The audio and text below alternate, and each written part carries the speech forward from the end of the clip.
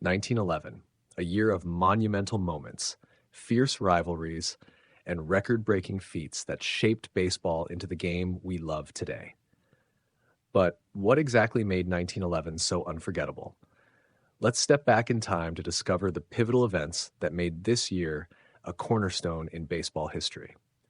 The Philadelphia Athletics were a force to be reckoned with in 1911. Fresh off their 1910 World Series win, the A's were looking to cement their legacy. Led by the legendary Connie Mack, they were ready to dominate the league once again. In 1911, the Athletics won the American League pennant with a 1-1-50 record. As in the 1910 season, the Athletics' key players were Chief Bender, Eddie Collins, and Frank Home Run Baker.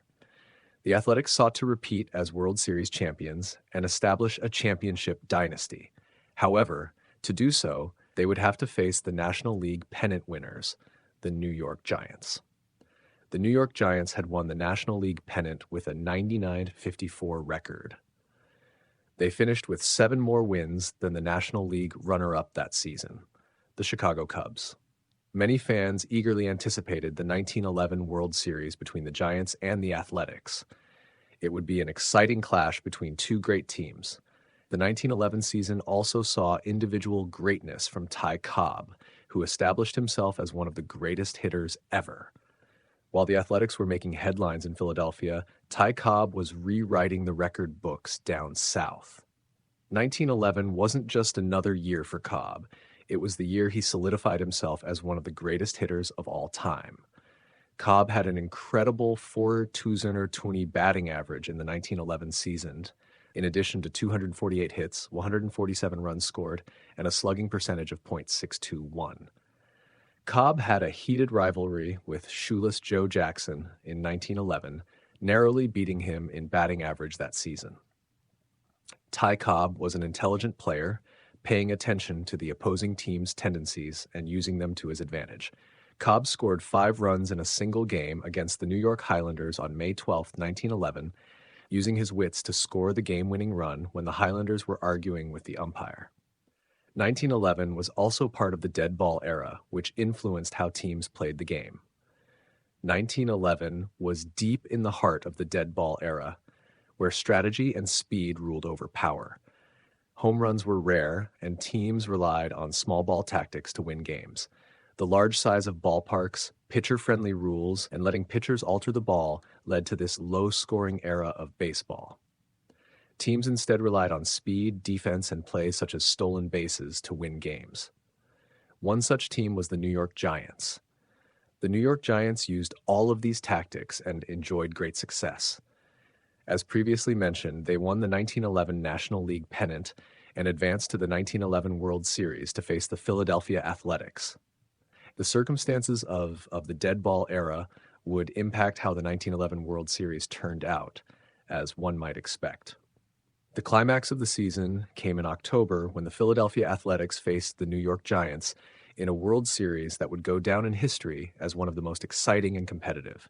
Game 1 was a low-scoring affair, tied at 1 run each heading into the 7th inning. However, the Giants scored a second run in the 7th inning and won the game. Christy Mathewson set the record for most consecutive shutout innings in the World Series with 28, thanks to his perfect play in the top of the first inning of Game 1. Game 2 was again competitive, with Frank Baker hitting a 2-run home run off a pitch from Rube Marquard to give the Athletics a 3-1 lead. They held on and tied the World Series at 1 game apiece. Game 3 saw the Giants leading into the 9th inning when Frank Baker hit a home run to tie the game and send it to extra innings. The Athletics won Game 3 3-1 in 11 innings and took a 2-1 World Series lead. Chief Bender recovered from giving up 2 runs in the first inning of Game 4 and shut out the Giants in the rest of the game as the Athletics won 4-2. Game 5 would be dramatic again. Down 3-1 in the bottom of the 9th inning, the Giants scored 2 runs to tie the game at 3 runs and send it to extra innings. Larry Doyle scored the game-winning run in the 10th inning and saved the Giants from elimination.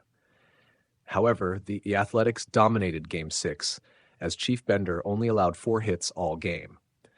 The Athletics won Game 6 13-2 and repeated as World Series champions. 1911 was more than just a year in baseball. It was a turning point, a year that solidified the game's place in American culture. From record-breaking performances to historic moments, the events of 1911 laid the foundation for baseball's future. If you enjoyed this deep dive into baseball history, make sure to hit that like button, leave a comment below about your favorite moment from 1911, and don't forget to subscribe for more episodes of how baseball became America's pastime. See you next time.